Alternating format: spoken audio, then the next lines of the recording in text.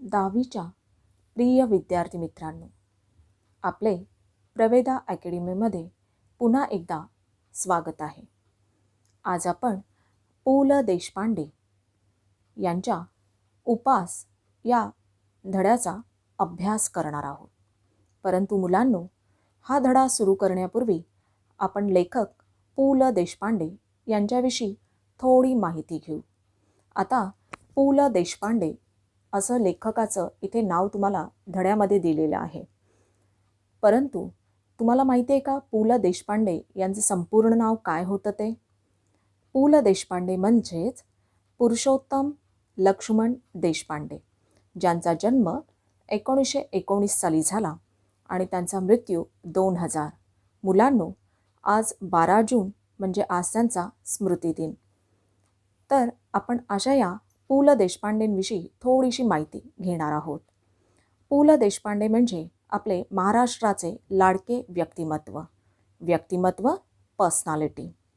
ते थोर मराठी साहित्यिक होते, म्हणजेच लिटरेटर. आणि अनेक त्यांनी विनोदी लेखनही केलेलं आहे, म्हणजेच ह्युमरिस्ट. विनोदी म्हणजे ह्युमरिस्ट. त्यांची नाटकं तुम्हाला माहिती आहेत का मुलांनो? तर त्यांनी नाटकंही लिहिली बरं. ती फुलराणी, सुंदर मी होणार, तुका म्हणे, तुझे आहे तुझं पाशी यांसारखी त्यांची नाटकंसुद्धा आहेत. त्यानंतर इतकं करून थांबले नाहीत आपले पु ल, तर त्यांचे अनेक विनोदी लेखसंग्रहही प्रसिद्ध आहेत. असामी, बटाट्याची चाळ. तर मुलांनो, हा जो तुमचा चौथा उपास धडा आहे, तर तो त्यांच्या या बटाट्याची चाळ विनोदी लेखसंग्रहातून घेतलेला आहे बरं. आणि असे हे पु ल देशपांडे, ज्यांना पद्मभूषण या पुरस्काराने सन्मानितही केलेले आहे. अशा या पु ल देशपांडे यांचा धडा आज आपण अभ्यासणार आहोत. तर आपण आधी सुरू करूया. आधी आपण संदर्भाकडे वळूया. आता प्रस्तुत या धड्यामध्ये आपल्याला पु ल देशपांडे यांनी काय बरं सांगितलेलं आहे, तर बघूया. मध्यमवर्गीय व्यक्तींचा संकल्प व संकल्पपूर्तीत कसे अंतर पडते आणि संकल्प करणाऱ्या व्यक्ती कशा हास्यास्पद ठरतात याचे मजेदार चित्रण प्रस्तुत लेखात पु ल देशपांडे यांनी केले आहे. आता मध्यमवर्गीय म्हणजे मिडल क्लास, आणि अशा या व्यक्ती संकल्पही करतात बरं. आपण सर्वच संकल्प करत असतो. रिझोल्युशन, ज्याला डिटर्मिनेशन आपण म्हणतो, किंवा हिंदीमध्ये आपण म्हणतो मन में दृढ करना, ठान लेना, प्रण लेना. तर अशा या मध्यमवर्गीय व्यक्ती जेव्हा या संकल्प करतात आणि ते संकल्प करताना अशा काही अडचणी निर्माण होतात की तो संकल्प त्यांच्याकडून पूर्ण होतच नाही. आणि मग अशा या संकल्प करणाऱ्या व्यक्ती कशा हास्यास्पद ठरतात, मजाक बनकर रह जाते हैं. तर याविषयी चित्रण त्यांनी अतिशय विनोदी ढंगात केलेलं आहे. आणि प्रस्तुत धडा मी जसं तुम्हाला सांगितलं आहे की बटाट्याची चाळ या त्यांच्या विनोदी लेखसंग्रहातून घेतलेला आहे. तर मुलांनो, इथे बरीचशी नावं आलेली आहेत, म्हणजे सोकाजी त्रिलोकेकर, बाबू काका, काशीनाथ नाडकर्णी, आचार्य बाबा बर्वे हे सर्व त्यांचे शेजारी होते. आता तुम्ही चाळ म्हटल्यानंतर तुम्हाला तर माहितीच आहे, अनेक शेजारी आपल्याला असतात. आणि मग अशा या पु ल देशपांडेंनी या चाळीतूनच ही जी संकल्पना, त्यांचं उपोषण आणि त्याचा उडालेला फज्जा, त्यांची फजिती कशी झाली, हा अतिशय मजेदार, रोचक, हास्यास्पद असा हा धडा आहे. तर नक्कीच तुम्ही एन्जॉय करू शकाल. आता आपण धड्याला सुरुवात करूया. माझ्या खाजगी उपोषणाची हकीकत चाळीत जाहीर झाली आणि येता जाता ही माझी नाही ती भानगड आहे, उगीच हात दाखवून अवलक्षण आहे, पेललं नाही तर खाजगी झालं, अशी वाक्ये माझ्या कानांवर येऊ लागली. आता बघा, पंतांनी म्हणजेच लेखकाने, आता इथे पंत या शब्दाचा अर्थ मी नंतर सांगणार आहे, की लेखकाने ठरवलं की आता आपण काय करायचं आहे, उपोषण करायचं आहे. आता हे लेखकाचं जे उपोषण होतं मुलांनो, ते खाजगी होतं, म्हणजे हे पर्सनल. ही जी बाब होती, ही जी गोष्ट होती, ती त्यांची पर्सनल होती. आता उपोषण याचा अर्थ काय? हंगर स्ट्राईक किंवा फास्टिंग. हे जेव्हा त्यांनी डिक्लेअर केलं चाळीमध्ये, तेव्हा येता जाता ही माझी नाही ती भानगड आणि उगीच हात दाखवून अवलक्षण आहे, पेललं नाही तेव्हा खाजगी झालं, अशी वाक्य त्यांच्या कानांवर येऊ लागली. म्हणजे जे ते त्यांच्यावर टीका करू लागले.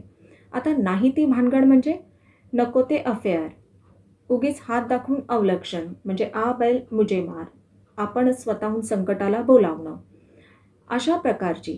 तसंच पेललं नाही तेव्हा खाजगी झालं, झेपलं नाही तेव्हा त्यांनी सांगितलं, जसं काही यांचं पर्सनलच आहे. म्हणजे उपोषण जेव्हा त्यांनी डिक्लेअर केलं की हे माझं खाजगी उपोषण आहे, तेव्हा अशी वाक्य त्यांचे चाळकऱ्यांच्या तोंडून त्यांना ऐकू येऊ लागली.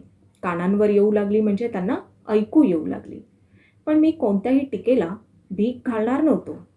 181 पाऊंड रात्रंदिवस ते कार्ड माझ्या डोळ्यांपुढे नाचत होते. वजन कमी झाले पाहिजे या विचाराने माझी झोप उडाली. आता बघा मुलांनो, नीट लक्षात घ्या की त्यांच्यावर टीका होऊ लागली चाळीमध्ये. जेव्हा त्यांनी ठरवलं की आता मला खाजगी उपोषण करायचं आहे. आता हे खाजगी उपोषण त्यांनी कशासाठी केलेलं होतं, तर त्यांचं वाढणारं वजन ते कंट्रोल करण्यासाठी. पण झालं भलतंच, सगळे चाळकरी त्यांना टोमणे मारू लागले. पण लेखकही काही कच्चे खेळाडू नव्हते. त्यांनी ठरवलं होतं की ते काही संकल्प सोडणार नव्हते किंवा कोणाची ते पर्वाच करणार नव्हते. आता बघा, कोणत्याही टीकेला भीक घालणार नव्हतो याचा अर्थ कोणाचीही पर्वा न करणे. कळतंय का? कोणाचीही पर्वा न करणे. तर त्यांनी ठरवलं की काहीही झालं तरी मी माझा संकल्प काही सोडणार नाही. आणि 181 पाऊंड 181 पाऊंड हे जे कार्ड होतं ते होतं त्यांच्या वजनाचं आणि ते त्यांच्या डोळ्यांपुढे नाचत होते. म्हणजे सदैव जळी स्थळी काष्टी पाषाणी, म्हणजे अगदी झोपताना, उठताना, बसताना प्रत्येक वेळी 181 पाऊंड वजन आहे हे कार्ड जणू काही त्यांच्या डोळ्यासमोर ते दिसत होतं. वजन कमी झाले पाहिजे या विचाराने माझी झोप उडाली. आता लेखकाची झोप कशामुळे उडाली की वजन हे कमी झालंच पाहिजे, काहीही हो, बाय हुक और क्रूक. माझी त्या विचाराने झोप उडाली की वजन कमी झालं पाहिजे या विचाराने. झोप कमी झाली तर वजन उतरते म्हणजेच कमी होते या विचाराने मला त्याचेही काही वाटत नव्हते. बघा, लेखक चक्क इथे आपल्याला सांगतायत की झोप कमी झाली की असं म्हणतात की वजनही आपोआप कमी होतं. पण या विचाराने सुद्धा त्यांना काही वाटत नव्हतं. मी पूर्वीसारखा गाढ झोपत नाही यावर धर्मपत्नीचा मात्र अजिबात विश्वास नव्हता. धर्मपत्नी म्हणजे त्यांचीच पत्नी, धर्मपत्नी. तर ते सांगतायत की पूर्वीसारखा गाढ झोपत नाही. आता लेखक आपल्या पत्नीला सांगतायत, अरे मी कुठे पहिल्यासारखा गाढ वगैरे झोपतोय. पण मात्र त्यांच्या पत्नीचा त्यावर अजिबात विश्वास नव्हता. घोरत तर असतं रात्रभर, अशासारखी दुरुत्तरे ती मला करत असे. दुरुत्तरे म्हणजे घालून पाडून बोलणे, टोमणे मारणे. तर त्या त्यांना म्हणायच्या, झोप कशी नाही लागत, घोरत तर असता रात्रभर. 2 महिन्यात 50 पाऊंड वजन कमी करून दाखवीन तर खरा, अशी भीष्म प्रतिज्ञा करून मी आहारशास्त्रावरच्या पुस्तकात डोके घालू लागलो. आता ही लेखकाने काय भीष्म प्रतिज्ञा घेतली किंवा कोणती भीष्म प्रतिज्ञा केली? मुलांनो, भीष्म प्रतिज्ञा म्हणजे दृढ निश्चय. भीष्म प्रतिज्ञा म्हणजे दृढ निश्चय. तर त्यांनी अशी प्रतिज्ञा केली की 2 महिन्यांमध्ये 50 पाऊंड मी वजन करून दाखवेन म्हणजेच दाखवेन, अशी त्यांनी भीष्म प्रतिज्ञा केली.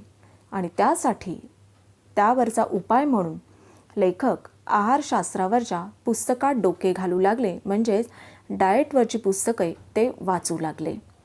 प्रोटीनयुक्त पदार्थ, चरबीयुक्त द्रव्ये वगैरे शब्दांबद्दलची माझी आस्था वाढू लागली. आस्था, आस, प्रेम. झालं असं की आता प्रोटीनयुक्त पदार्थ, चरबीयुक्त द्रव्य की जी डाएटची महत्त्वाचे घटक आहेत त्याबद्दल लेखकाची आस, प्रेम, त्या शब्दांबद्दलचं प्रेम वाढू लागलं. साऱ्या ताटातले पदार्थ मला न निजताच नुसत्या कॅलरीज मला दिसू लागल्या आणि आनंदाची गोष्ट अशी की वजन उतरवण्याच्या शास्त्रात पारंगत झालेले तज्ज्ञ मला रोज डझनवारीने भेटू लागले. इतकेच काय, परंतु ज्या आमच्या चाळीतल्या लोकांनी माझ्या उपासाची अवहेलना केली होती त्यांनीच मला डाएटचा सल्ला दिला. आता बघा, पुढे गंमत झाली आहे की लेखक असे म्हणत आहेत, साऱ्या ताटांमध्ये जे काही पदार्थ, आमटी, पोळी, कोशिंबीर हे जे काही वाढलेलं असायचं ते त्यांना दिसायचंच नाही. त्याऐवजी त्यांना कॅलरीज दिसायच्या. आणि आनंदाची गोष्ट अशी होती की वजन उतरवण्यातले जे कोणी शास्त्रात ते पारंगत असलेले, म्हणजेच एक्सपर्ट म्हणजेच डाएटिशियन, हे त्यांना रोज डझनवारीने भेटू लागले. डझन म्हणजे 12, म्हणजे अगदी दिवसागणिक त्यांना रोजच्या रोज असे हे डाएटिशियन की जे एक्सपर्ट असणारे त्यांना भेटू लागले. आणि इतकंच थांबलं नाही, एवढ्यावरच थांबलं नाही. ज्या चाळीतल्या लोकांनी त्यांना नाही ती भानगड, हात दाखवून अवलक्षण, पेललं नाही तेव्हा खाजगी झालं, हे जे टोमणे मारणारे लोक होते ते, की ज्यांनी त्यांच्या उपासाची अवहेलना केली होती, म्हणजे त्यांची खिल्ली उडवली होती, जणू त्यांचा अपमान केलेला होता, तेच लोक आता पुढे सरसावले होते, त्यांना डाएटचा सल्ला देत होते. उदाहरणार्थ सोकाजी त्रिलोकेकर. मगाच मी तुम्हाला म्हणाली की सोकाजी त्रिलोकेकर हे त्यांचे चाळीतले, बटाट्याच्या चाळीतले शेजारी. आता त्यांनी काय बरं सल्ला दिला आहे बघूया आपण. तुला सांगतो मी पंत, डाएट कर, बटाटा सोड, बटाट्याचं नाव काढू नकोस. बघा मुलांनो, पहिला सल्ला दिला जातोय की बटाट्याचं नाव काढायचं नाही, म्हणजे बटाटा आता तू खाणं सोडून दे. हो, म्हणजे कुठे राहता म्हणून विचारलं तर नुसतं चाळीत राहतो म्हणा, बटाट्याची चाळ म्हणू नका, वजन वाढेल. खी खी खी खी खी. जनोबा रेगे या इस्माला काय म्हणावे हे मला कळत नाही. नेहमी तिरके बोलायचे म्हणजे काय. आता बघा मुलांनो, की पहिला सल्ला सोकाजी त्रिलोकेकरांनी लेखकाला असा दिला की वजन कमी करायचे ना, तर मग बटाटा खाऊ नकोस. म्हणजे आता त्याच्यावर काय जोक केला या जनोबा रेगे याने. आता हा जनोबा रेगे पक्का अवली माणूस आहे. आता तो असं सांगतोय की नुसतं चाळीत राहतो असं म्हणा, बटाट्याच्या चाळीत राहतो म्हणजे बटाट्याची चाळ हे सुद्धा म्हणू नका, वजनही वाढेल ना त्याने. आणि जोरजोरात हसतोय. आता लेखक म्हणतात, जनोबा रेगे या इस्माला, इसम म्हणजे व्यक्ती, काय म्हणावे बरं हेच मला कळत नाही. कधी सरळ हा बोलतच नाही, म्हणजे सरळ बोलणं आणि जनोबा रेगे यांचा परस्पर काही संबंध नाही. पण सोकाजींनी त्याला परस्पर जामून टाकले. आता जामून टाकले म्हणजे गप्प केलं, ओरडून गप्प बसवलं. ए इडियट, सगळ्याच गोष्टीत जोक काय मारतो नेहमी. मी सांगतो तुला पंत, तू बटाटा सोड. मी काय काय सोडले असता माझे वजन घटेल याची यादी बटाट्यापासून सुरू झाली. बघा मुलांनो, नीट लक्षात घ्या की एक एक आता त्यांचे सल्ले सुरू झालेत. पहिला दिला सोकाजी त्रिलोकेकरांनी सल्ला की बटाटा खायचं नाही. आता तू बटाटा सोड, तुला मी सांगतो तुला पंत. आता पंत हे एक टायटल आहे की ज्याला आपण मिस्टर, श्रीमान वगैरे जे टायटल म्हणतो की नाही, म्हणजे अगदी आदरार्थी त्याला पंत असं म्हणतात. तर त्यांनी सांगितलं तू बटाटा सोड. बटाट्याचं ठीक आहे, पण पंत आधी भात सोडा. एक सल्ला. आणखीन एक चाळकरी आता तो एक सल्ला देतोय की तुम्ही भात सोडा, कारण भाताने वजन वाढतं ना. भातानं थोडंच लठ्ठ व्हायला होतं. आमच्या कोकणात सगळे भात खातात, कुठे आहेत लठ्ठ. तुम्ही डाळ सोडा. काशीनाथ नाडकर्णी. आता मुलांनो, बटाट्यापासून जी सुरू झालेली लिस्ट आहे ती काही आता थांबत नाही आहे बघा. आता दुसरा एक सल्ला आला आहे, आधी भात सोडा. मग आता हे जे काशीनाथ नाडकर्णी आहेत ते आहेत बाबा कोकणातले. ते म्हणतायत अरे कोकणात सगळे भात खात आहेत, कुठे आहेत बरं ते लठ्ठ, त्यापेक्षा तुम्ही डाळ सोडा. म्हणजे बटाटा झाला, भात झाला, आता डाळ सोडा. हा झाला तिसरा सल्ला. मुख्य म्हणजे साखर सोडा. आता हा चौथा सल्ला. मी सांगू का, मीठ सोडा, लोणी, तूप सोडा. एका आठवड्यात 10 पाऊंड वजन घटलं नाही तर नाव बदलेन. आमच्या हेड क्लार्कच्या वाईफचं घटलं. आता ही जी लिस्ट आहे की नाही मुलांनो, अजिबात न थांबणारी आहे. बटाटा, भात, डाळ, साखर, मीठ, लोणी, तूप ह्या सगळ्या गोष्टी काय सांगितल्यात त्यांनी, सल्ले खातर, म्हणजे हे जे सल्ले त्यांना दिलेत की जेणेकरून तुमचं वजन हे काय होणार आहे, याने कमी होणार आहे. हे जर तुम्ही खाणं टाळलं नक्कीच तुमचं वजन घटणार आहे. तेल आणि तळलेले पदार्थ आधी सोडा, बाबू काका म्हणतात. त्यांचे आणखीन एक शेजारी ते म्हणतात तेल आणि तळलेले पदार्थ खाणं सोडून द्या बघू तुम्ही. दिवसा झोपणं सोडा. बघा हा एक आणखीन सल्ला की दिवसा झोपायचं नाही, त्याने म्हणे वजन वाढतं. खरं म्हणजे पत्ते खेळायचं सोडा, बसून बसून वजन वाढतं. हा आणखीन एक सल्ला. मी मात्र या सर्व जनांचे ऐकून मनाचे करायचे ठरविले होते. पहिला उपाय म्हणून मी आहार परिवर्तन सुरू केले. आता लेखकाने सगळ्यांचं अगदी ऐकून घेतलं. बटाटे खाणं सोडा, भात खाणं सोडा, डाळ, साखर, मीठ, लोणी, तूप, सगळं सगळं सगळं. परंतु लेखक म्हणतात मी मात्र सर्व जनांचे, म्हणजे सर्व माणसांचे, आपण मराठीमध्ये म्हणतो ना, ऐकावे जनाचे, करावे मनाचे. म्हणूनच सर्व माणसांचं त्यांनी ऐकून घेतलं आणि जे करायचं आहे ते त्यांनी मनापासून आधी ठरवलेलंच होतं. म्हणूनच त्यांनी पहिला उपाय केला, मी आहार परिवर्तन सुरू केले. म्हणजे लेखकाने आहारामध्ये बदल करायचे सुरू केले.